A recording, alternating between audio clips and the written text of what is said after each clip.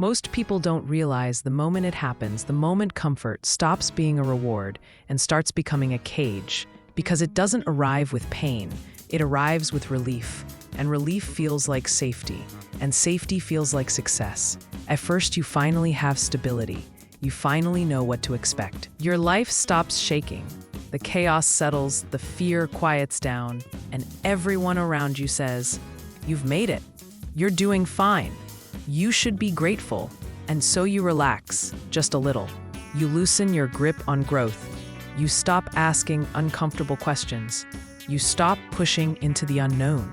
And nothing feels wrong. Nothing feels broken. Nothing feels urgent.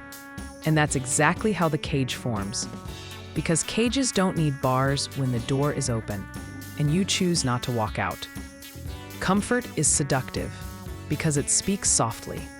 It tells you that you've earned rest, that struggle was for the younger version of you. That ambition can wait. That discomfort is unnecessary now. It reminds you of how bad things used to be and compares it to how stable things are now. And slowly your standards shift, not downward, but inward. They shrink quietly. What once felt temporary becomes permanent. What once felt like a phase becomes a lifestyle. And you don't notice because life still works. Bills get paid, days pass, routines repeat. You wake up, do what's required, distract yourself, rest, repeat. And from the outside, it looks like peace. But on the inside, something begins to fade. Not dramatically, not all at once, but subtly, like color draining from a photograph. You stop feeling deeply challenged. You stop feeling deeply excited. You stop feeling deeply alive. And you tell yourself, this is maturity. This is adulthood. This is being realistic. But deep down, there's a quiet tension, a low hum you can't quite name. A feeling that something in you is being underused, a sense that you are operating below your capacity, and that feeling scares you because to acknowledge it would mean admitting that comfort has cost you something. And that's hard to face, because comfort never feels like an enemy. It feels like a reward, and that's why it's dangerous, because pain forces growth. But comfort negotiates with your potential. It whispers that tomorrow is safer, that later is wiser, that staying put is logical. And slowly you stop choosing your life and start maintaining it. You stop building and start preserving. You stop exploring and start protecting. And protection feels smart until you realize you're protecting a version of life that no longer fits who you're becoming or who you were meant to become. And this is where the cage tightens, not physically, but mentally. You begin to rationalize your stagnation. You say things like, now isn't the right time. I have responsibilities. I can't risk what I have. I'll focus on growth later. And these thoughts feel reasonable. They feel adult. They feel responsible. But they are also the language of fear, dressed up as logic. Because fear doesn't always scream. Sometimes it negotiates, sometimes. It waits, sometimes it convinces you that staying small is safer than risking expansion, and the modern world rewards this kind of fear. It praises consistency over courage, stability over transformation, comfort over meaning, so you receive validation for staying the same. People applaud your predictability, your reliability, your ability to fit neatly into expectations. And each compliment reinforces the cage, because now, leaving would not only mean facing uncertainty, it would mean disappointing others, questioning the identity they've assigned you, and risking the comfort you've built. And so you stay, and days turn into months and months into years. And one day, you wake up with a strange feeling. Not panic, not sadness, just a quiet grief. The grief of unrealized potential. The grief of roads not taken. The grief of knowing you could have been more, but chose not to. And that grief is heavy because it doesn't come from failure. It comes from avoidance, from choosing safety so consistently that growth never had a chance to challenge you. And this is the truth most people never confront. Comfort doesn't destroy your life all at once. It erodes it slowly. It trades intensity for ease, depth for predictability, passion for routine, until one day you realize you haven't failed, but you also haven't fully lived.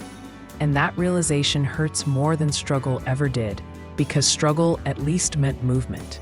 Struggle meant direction. Struggle meant you were becoming something. Comfort just means you are maintaining what already is, and the human spirit was not designed for maintenance. It was designed for expansion, for tension, for becoming. And when it's denied, that it turns inward.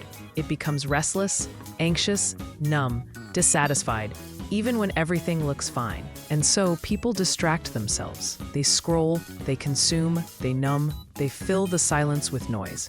Because silence would force honesty, and honesty would force choice, and choice would force discomfort. And discomfort is exactly what the cage is designed to avoid. And yet here's the paradox. The very discomfort you avoid is the thing that would set you free. Growth has always required friction. Identity has always required challenge. Meaning has always required risk, and every version of you that you admire, every story of transformation, every example of fulfillment you respect, all share one thing: discomfort was embraced, not avoided. But comfort convinces you that you're done, that you've arrived, that there's no need to push further. And that's the lie. Because you are never done becoming. You are only done when you stop choosing growth. And the tragedy is not that people suffer too much. It's that they suffer too little in the wrong places. They avoid the pain that would sharpen them and accept the dull ache that slowly drains them. And so they live half awake, half committed, half alive, and call it normal. And maybe that's the most dangerous part of all, that comfort turns cages into norms. And when everyone around you is also settling, it becomes harder to notice that you are too, because stagnation feels less lonely when it's shared. But deep down, you know when you are betraying yourself. You feel it in moments of quiet, in flashes of envy, when you see someone living boldly. In the irritation you feel toward reminders of growth, in the defensiveness that arises when your choices are questioned. Those reactions are signals, not flaws. They are the part of you that remembers who you were meant to be and refuses to go silent. And that part will keep knocking until you answer, or until you numb it completely. And numbing works for a while, until it doesn't. Until the cage becomes suffocating, until comfort turns into resentment, until the life you protected starts to feel like the life that trapped you. And by then, the cost feels higher, because now you're not just leaving comfort, you're leaving familiarity, identity, reputation, expectations. And that's why the earlier you notice, the better, because cages are easier to step out of when the door hasn't rusted shut. And here's what stepping out actually looks like. It doesn't mean burning everything down. It doesn't mean reckless change. It means choosing daily discomfort on purpose. It means doing small, hard things again. It means stretching your identity instead of protecting it. It means letting yourself feel the tension of growth instead of anesthetizing it. It means choosing progress over relief, one decision at a time.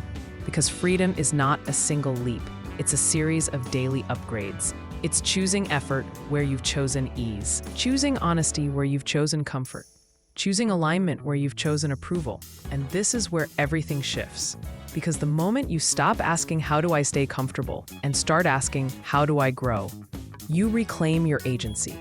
You remember that your life is not something to be preserved, but something to be shaped. And that shaping requires courage, not constantly, but consistently. And you don't need to escape your life. You need to upgrade how you live it. You need to stop confusing safety with fulfillment and stability with purpose. Because a cage can be beautifully furnished and still be a cage. And the goal is not to be reckless. The goal is to be awake, to notice when comfort has crossed the line from support into stagnation, and to respond before regret becomes permanent. And if this message resonates, it's not accidental. It means a part of you already knows you've been settling in small ways. It means your awareness is waking up, and awareness is the first step of every transformation. This channel exists for moments like this, not to hype you up, but to wake you up. Not to promise overnight change, but to guide daily upgrades. Upgrades in mindset, discipline, identity, and courage. So if you're ready to stop mistaking comfort for fulfillment, if you're ready to step out of the cage one decision at a time, subscribe to Daily Upgrade Motivation and commit to becoming 1% more intentional every single day. Because the cage only exists as long as you keep choosing comfort over growth. And the moment you choose differently, everything begins to open. Like and share this video to those that needs it. Thanks for watching and have a wonderful day.